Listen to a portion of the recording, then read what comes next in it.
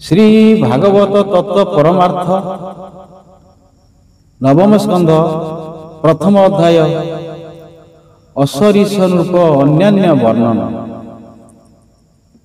हेमंते शुण साधु धीर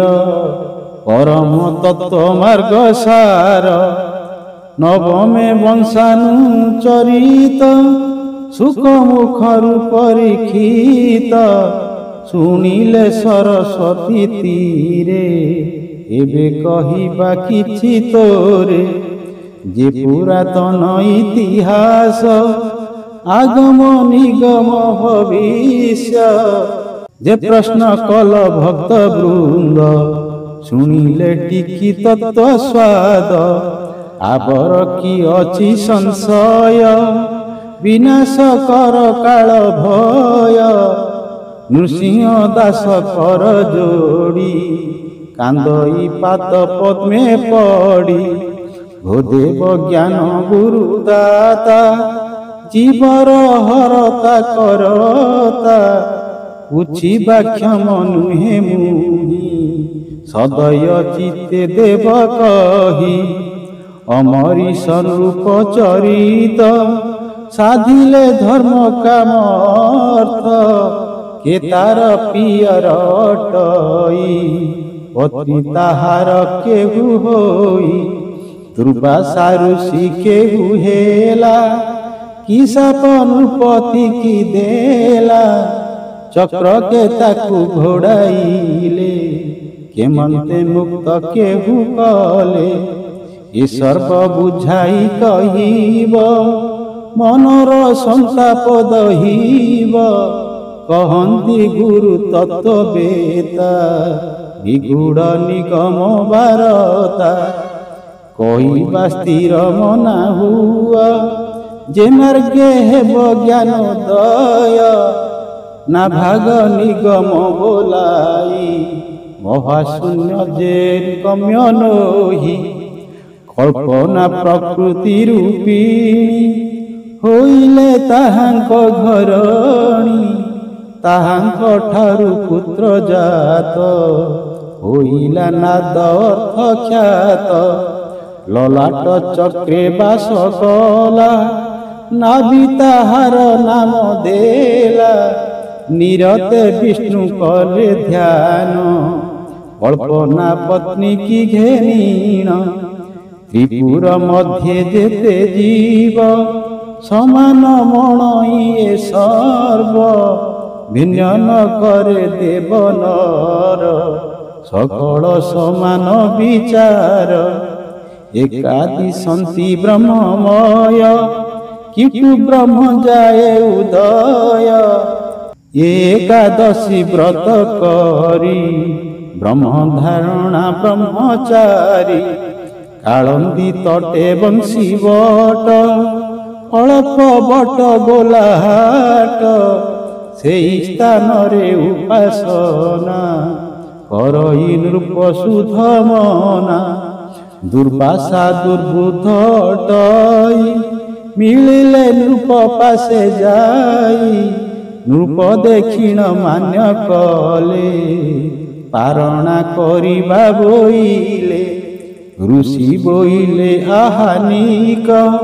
सारी मु आसे दंडे रख शुणी नृपति तो सहेले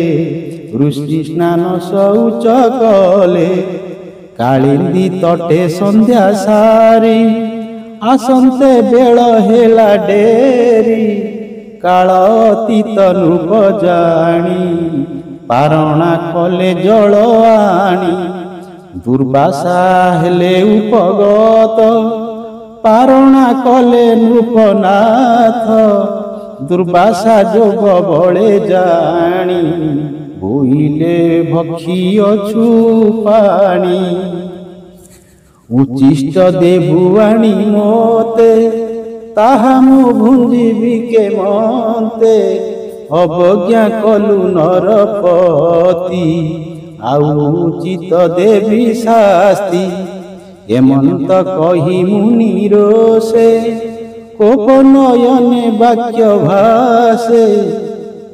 ମସ୍ତକୁ ଜଟାକୁ ପାଡ଼ି ଦୁର୍ବୁଦ୍ଧ କୋପେ କର ତାଡ଼ି ବୋଇଲେ ଅନଳ ତୁହୁଅ ନୃପ ଶରୀର ପୋଡ଼ି ନିହ ଆଜ୍ଞା ପ୍ରମାଣେ ଝଟା ଗଲା ନୃପକୁ ଅନଳ ବେଢ଼ିଲା ନ ଘୁଞ୍ଚି ନୃପ ସ୍ତବ କଲେ ଯୋଗ ବିଷ୍ଣୁକୁ ଜଣାଇଲେ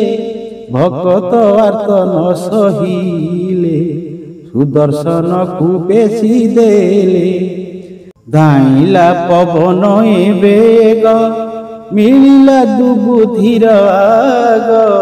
ସେ କାଳ ଚକ୍ର ତେଜ ଦେଖି ଭये ଦୁର୍ବାସା ନିରିମାଖି ପଳାଇ ଅମରେ ମିଳିଲା ଇନ୍ଦ୍ର ଯେ ଇନ୍ଦ୍ରକୁ କହିଲା ଇନ୍ଦ୍ରୀ ବୋଲନ୍ତି ଆଜ୍ଞାଧୀନ ଯାରେ ନିର୍ଦ୍ଦୟ ଭଗବାନ ତାହାକୁ କେ ପାରିବ ରଖି ଶୁଣି ଦୁର୍ବାସା ହେଲେ ଦୁଃଖୀ ନାଭି ଚକ୍ରରେ ପ୍ରବେଶିଲେ ବ୍ରହ୍ମାଙ୍କୁ ଶରଣ ମାଗିଲେ ଯେ ବିଷ୍ଣୁ ଦ୍ରୋହ କଲା ନର ତାହାକୁ ରଖେ କେ ତ୍ରିପୁର ତହୁଁ କଣ୍ଠ ଚକ୍ର ପ୍ରବେଶ ଜଣାଇ ପାର୍ବତୀ ମହେଶ